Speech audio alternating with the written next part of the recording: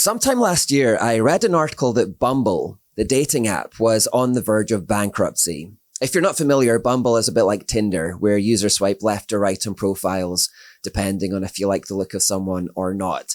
But the thing that sets Bumble apart, the USP, if you like, of Bumble, was that once a match had been made, only the women could make the first move. Only they could send the first message. Men could not take that initiative. They had to wait for the women to open the conversation. And there was kind of a feminist ideology behind this. The creator of the app is Whitney Wolfe Herd, and she described Bumble as a feminist dating app. She says that gender dating dynamics where men make the first move are outdated. So she wanted to flip them on their head and give women the power to put women in control. She also talks in her profile about the Me Too movement and being an intersectional activist. So clearly she's very driven by far left ideology in general. Now, the problem with this idea, however, is that the ideology doesn't align with real life. There's a reality in the world. There's a way that things actually work. There's a law of nature. And the law of nature says that men are hardwired to be the pursuers and women are hardwired to like being pursued. Feminists may not like it, and of course there's always exceptions to every rule, but that's the general reality, that women want a proactive man to make that first move, to take the lead, and to even sweep them off their feet. So in real life, men make the first move, and women tend to like it that way. So when this app came along and tried to ignore or even invert that reality and placed the burden on women to make that first move and take the lead, the fact was that it just didn't happen. It just didn't get done, or at least not to the same extent. There was a kind of dysfunction that crept in. And therefore, such was the failure of this idea that in order to avoid bankruptcy, Bumble had to relent and finally submit to the reality, to the law of nature. They started letting men make the first move. As Melissa Chen wrote, this is the basic evolution of Bumble. Number one, sick of men inboxing women. The patriarchy is so creepy and icky. Ugh. Number two, start a dating app to reverse the natural order. Women now make the first move. So empowering, so brave and stunning. Number three, women start complaining it's actually exhausting and they don't like it. Number four, reinstate the natural law. According to the quoted article, Bumble received feedback from women who found that making the first move was, quote, a lot of work or a burden. In other words, they just didn't like it and it wasn't in their nature. As a result of this failed ideological odyssey, though, Bumble lost a lot of cash and had to lay off about 37% of their workforce, about 350 people. Now, as I thought about all of this a bit more, I came to the realization that this pattern that Melissa Chen put forward for Bumble, which is correct, by the way, is basically the pattern for every far left idea that I can possibly think of. Every single one follows this pattern. Number one, a reality exists. Number two, the far left are contemptuous of that reality, so come up with an idea that seeks to ignore or invert it in some way. Number three, the idea inevitably fails when reality kicks in. Number four, we revert back to what works. But number five, in the process of that failure, there's a massive human and economic cost. And it's so frustrating that we have to keep indulging these far left ideas and keep watching this pattern happen over and over again, when it's also avoidable and also predictable. George Orwell once said, "What sickens me about left-wing people, especially the intellectuals, is their utter ignorance of the way things actually happen." There is a reality, there is a truth in the world, there's a way that things actually happen. But the far left are continually pushing ideas that ignore or invert it, and it just causes all of this unnecessary damage. Think of what happened at Boeing recently. The reality is that most engineers are men, and that's because men are simply more interested in STEM jobs. That's the reality of it. The left, however, are contemptuous of this reality, so come up with this idea that seeks to ignore or invert it by using DEI hiring. Reality soon kicks in, however, when bits start falling off their planes mid-flight. Boeing then close their DEI department and return back to normal. They return back to what works, prioritizing competence. But people could have died because of that nonsense. Think of female sports. There's a reality that men are physically stronger and faster than women. That's just the reality. And there's also a reality that trans women are biologically men. The far left ignore all of these realities and let them into female sports anyway. Reality soon kicks in, however, when the men dominate the field, beat women up in the ring, and smash all the records. Everyone then returns back to normal. World Athletics reinstates a trans ban, but there was a cost. for all of that nonsense. Similarly, the reality is that if you let men into female bathrooms, locker rooms, and prisons, there are going to be problems. Predictable problems and avoidable problems. The far left ignore all of those realities, however, and let them in anyway. Reality soon kicks in when women are assaulted and raped in these spaces.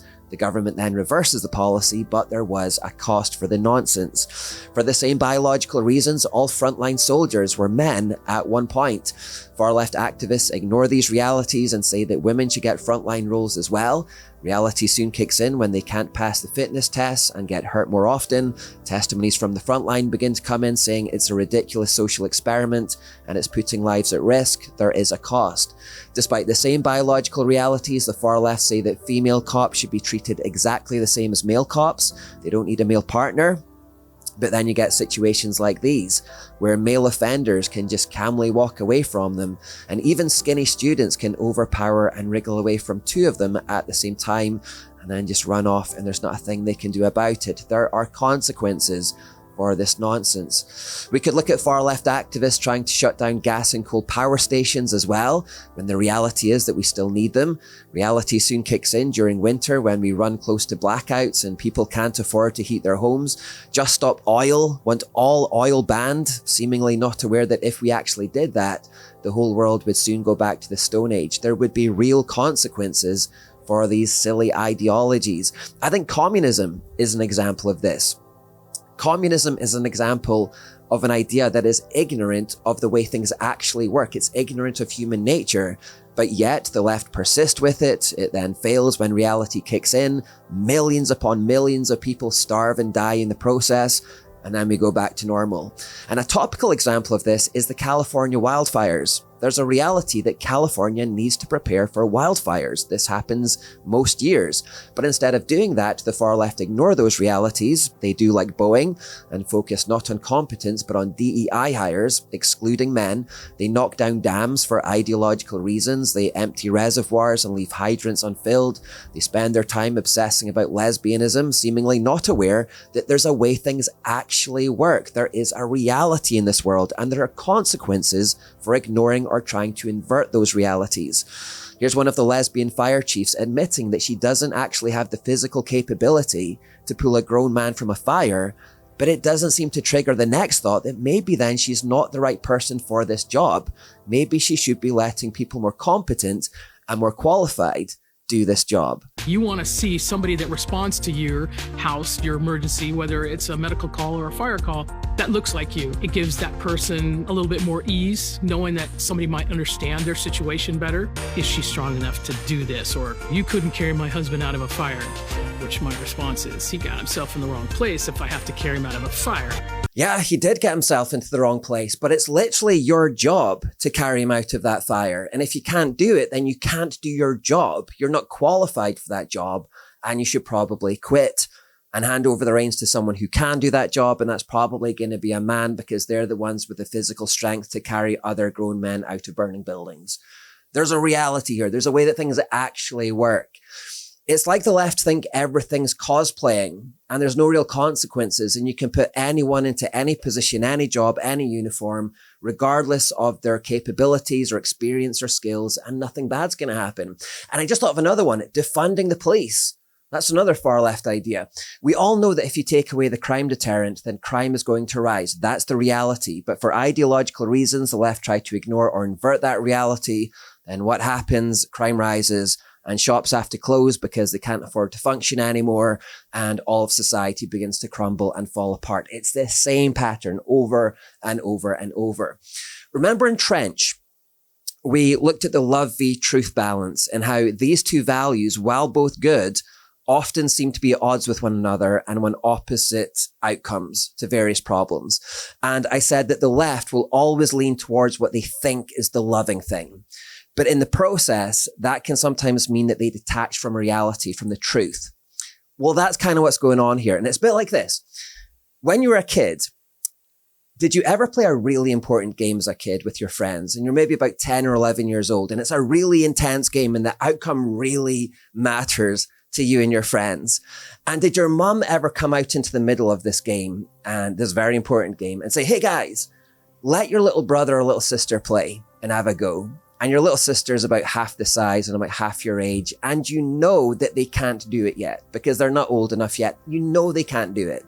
So you complain and say, but mom, she's too little, he's too little, he won't be able to do it. But then your mom says something along the lines of, just be nice and let him be a part of it. Just be kind and let him play so he feels like he's involved.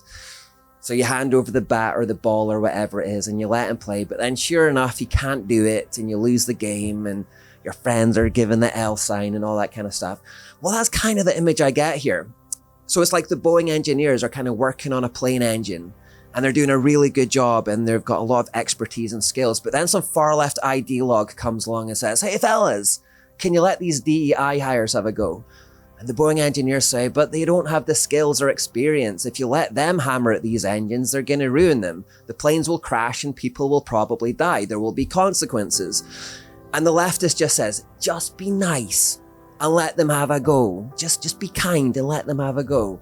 So the engineers kind of pass over the tools to these people and then bits start falling off of the planes mid-flight. And then they end up going back to what actually works. Soldiers are out there on the battlefield and it's life or death. It's a really important situation. But then this leftist ideologue comes along and says, hey guys, let the girls do it as well, will you? And the guys say, but this is life or death. 6'4" guys, hand-to-hand combat, life or death. This really matters. People are gonna die out here. This is actual combat. But then the leftist says, come on, just be nice and let them have a go. So they pass over the guns and the equipment and then people die. The Los Angeles Fire Department is all these burly guys carrying people out on their shoulders, but then this far leftist ideologue comes along and says, hey guys, let these lesbians do it. And then the guys say, but they don't know anything about fire management and they won't be able to carry injured people out to safety. But then the leftist says, I know, but just be nice and let them have a go. Let them feel involved. So they pass over the equipment and the hoses and the fire engines and everything, and then everything goes up in flames, causing billions of dollars worth of damage, and people actually die. It's just this leftist idea of just be nice. In a world where you can be anything, just be kind. It's the only thing that matters. But this is the real world. There will be consequences. People will die. There is a truth. There is a reality. There's a way that things actually work. And you can't ignore or invert these realities because reality will always win. Reality will always assert itself. It will remain undefeated always. Doesn't matter. Just be nice. Just be kind. No, there will be carnage if you ignore reality. I also wonder, is it the fact that we're raising kids on too many video games so they don't realize that the real world has consequences? Is it that we're raising kids in such a way now that we're coddling them too much so we protect them from the consequences of their actions so they don't learn cause and effect? Whatever the reason is, I think George Orwell has it right here. The far left really do have an ignorance of the way things actually happen in real life. And that's why all of their ideas just seem to follow this very predictable, very avoidable pattern where we just go through it over and over and over, and it causes this predictable carnage, avoidable carnage. But hopefully we're starting to learn this and we can all begin to go back to common sense again. That's what we need, to go back to common sense, to what actually works.